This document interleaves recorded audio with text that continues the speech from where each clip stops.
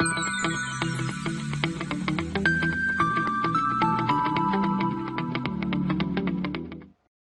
students, welcome to a lecture of kinematics and theory of machine. We are going to start gear.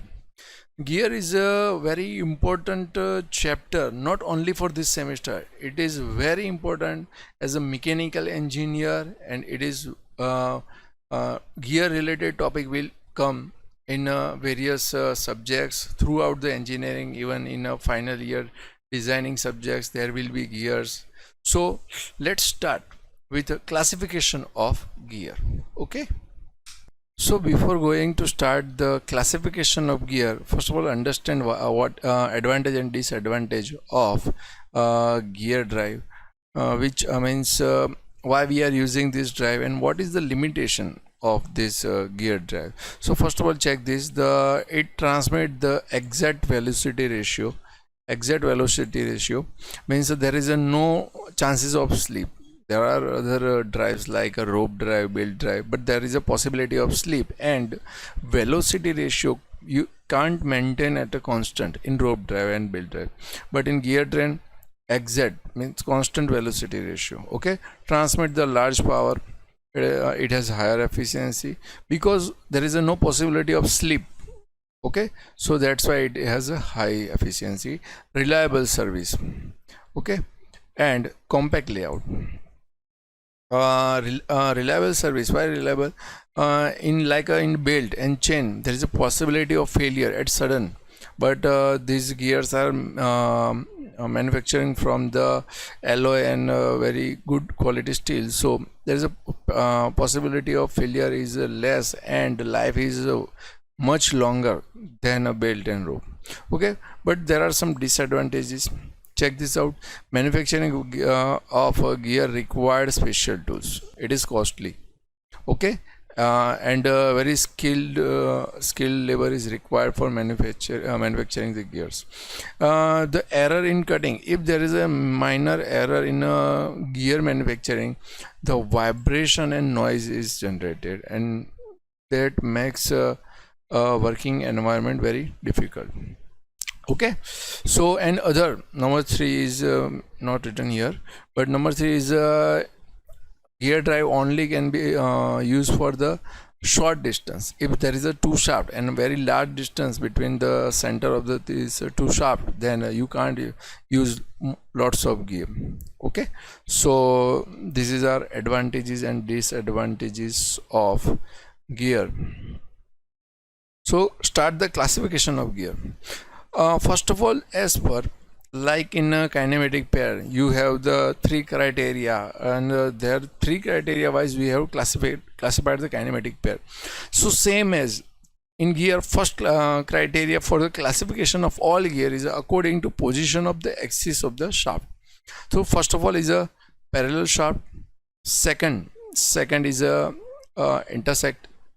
intersecting, means if two shafts are intersecting. Okay, and third is a non-intersecting and non-parallel.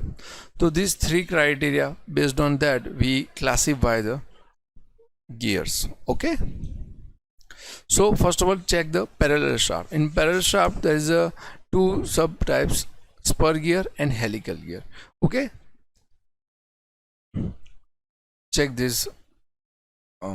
Okay, you can see the animation of the spur gear.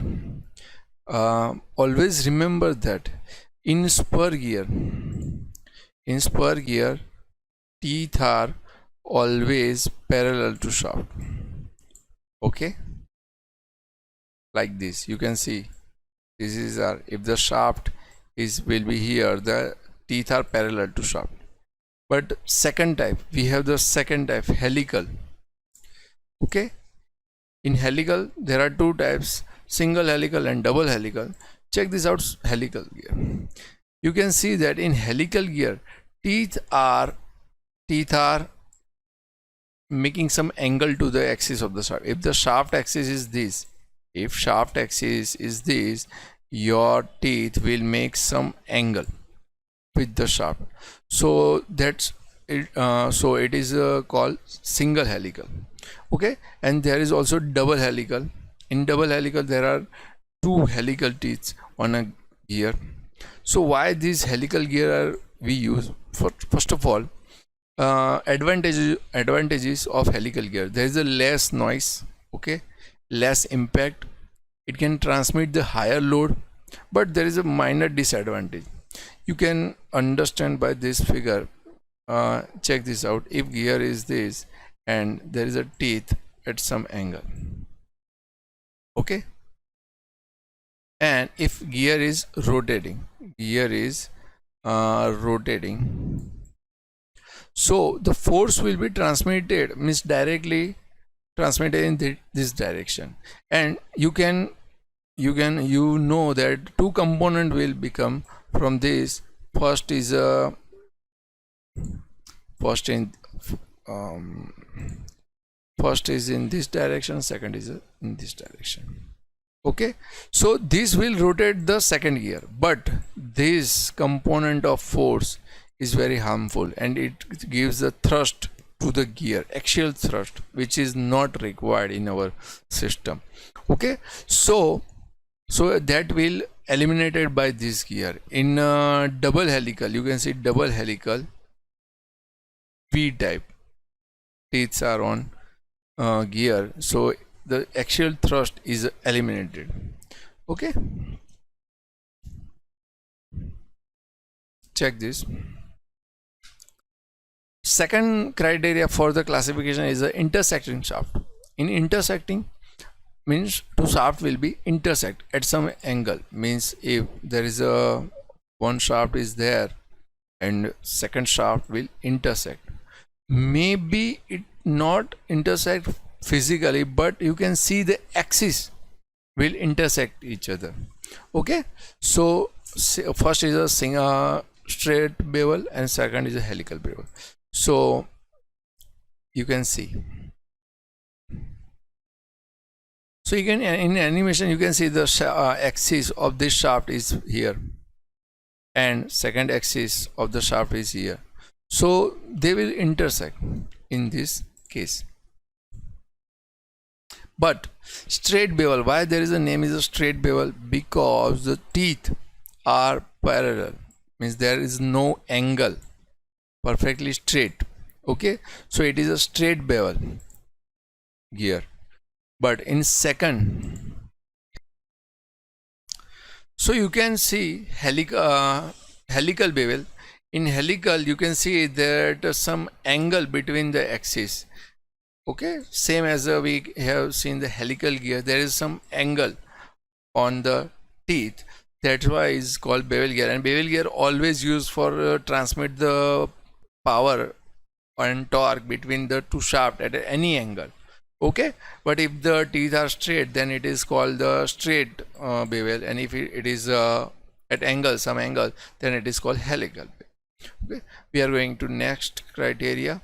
So next criteria is non-intersecting and non-parallel, means two shaft will be they are not intersecting or even they are not parallel, okay. So first name is a screw bevel gearing and second is a worm gear. So this is a screw bevel gearing. Check this animation and try to understand how this work. So it is the same as the last we have seen in a bevel, helical bevel, but its teeth are at more angle. The angle with the shaft is very high. So sometimes it's you can see some name as spiral gearing also. So at some angle, okay. But you can see that shaft. So if you do check this, center of this gear is here.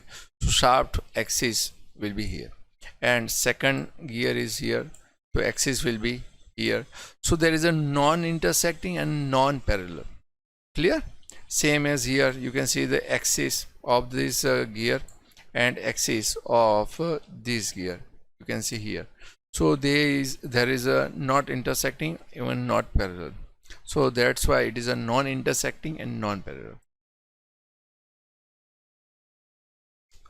Okay. Second is a worm gear. Worm gear used for transmitting a very high torque, okay, and large reduction in a speed ratio. You can see axis of this shaft, you can see here, and second is here. It is a non parallel and non intersecting, okay. It is not intersecting because both are in different plane. You can check this shaft, this axis is here and second is in above and different plane. So that's why this worm wheel is from the phosphorus bronze and mostly bronze casting, and this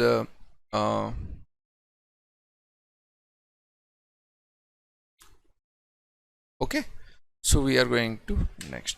So revise this classification of gear according to axis of the shaft. So first is a parallel, and there is a two types, spur gear and helical gear. And in helical there are two other types. One is a single helical and second is a double helical. In intersecting there are two types, single straight bevel and the second is a helical bevel. In third, non-intersecting, non-parallel, there are two types, screw bevel and worm gear, okay. So second criteria for the classification of gear is based on velocity of gear. So it is very simple: low velocity, high, medium velocity and high velocity. In low velocity, if the velocity of gear is less than 3 meters per second, then it is called low velocity. And if the speed is between 3 to 15, then it is called medium velocity. And third is a velocity higher than 15 meter per second, then it is called high velocity, okay. So third and last criteria for the classification of gear is types of gearing. One is external gearing. You all the example we have seen and mostly are from the external gearing. If two teeth are connected by external teeth, then it is called external gearing. And second is a internal gearing. Internal gearing, you also seen two gear are connected by internal teeth, okay. And in this you can see both types are used in this system. There is a external and you can see between this there is an internal gearing, okay. So combination of this can be used also. And third is a rack and pinion. Rack and pinion, there is a straight track is used, and upon that pinion, which means this is used for the transmit the rotary motion into translatory or linear motion. It converts the rotary motion into a linear motion.